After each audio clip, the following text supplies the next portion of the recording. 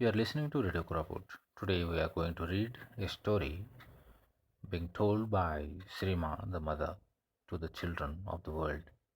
Here the story goes about courage. Glorious Ram learned from Hanuman, the monkey king, where his wife Sita was held captive. He set out with noble Lakshman, his brother, and a great army of heroes to the rescue of the prisoner. When the demon Ravan learnt of the arrival of Ram, he trembled with fear. The advice he received was of two kinds. A crowd of courtiers thronged around his throne, saying, "All is well, have no fear, O Ravan. Gods and demons you have conquered. You will have no difficulty in conquering Ram and his companions, the monkeys of Hanuman." When these noisy counsellors had left the king, his brother Vibhishan entered, knelt, and kissed his feet. Then he rose and sat at the right hand of the throne. "O my brother," he said, "if you wish to live happily and keep the throne of this beautiful island of Lanka, give back the lovely Sita, for she is the wife of another. Go to Ram and ask his forgiveness, and he will not turn away his face. Be not arrogant and foolhardy." A wise man, Malyavan, heard these words and was glad. He exclaimed to the king of demons, "Take your brother's words to heart, for he has spoken the truth."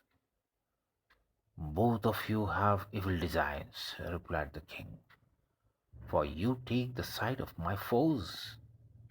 And the eyes of his 10 heads flashed with such fury that Malyavan fled from the room in terror. But Vibhishan, in the bravery of his soul, remained. "Sir," he said, "in the heart of each man there is both wisdom and foolishness. If wisdom dwells in his heart, life goes well with him. If it is foolishness, all goes ill. I fear that you have a foolishness in your breast, O my brother, for you give ear to those who give bad advice. They are not your true friends." He fell silent and kissed the feet of the king. "Wretch," cried Ravan, "you too are one of my enemies. Speak no more senseless words to me. Talk to the hermits in the woods, but not to one who has been victorious over all the enemies he has fought." And as he shouted, he kicked his brave brother Vibhishan. So, with a heavy heart, his brother rose and left the king's house.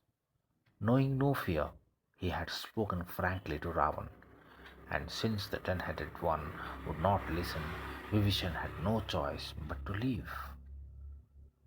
Vibhishan's act was one of physical courage, for he did not fear his brother's blows, but it was also an act of mental courage, for he did not hesitate to utter words that the other countries, physically as brave as he, would not have let fall from their lips. This courage of the mind is known as moral courage. Om Sri Mata Saranam. Namaskar to all the readers, all the listeners of Radio Koraput from C.H. Santaka. Namaskar.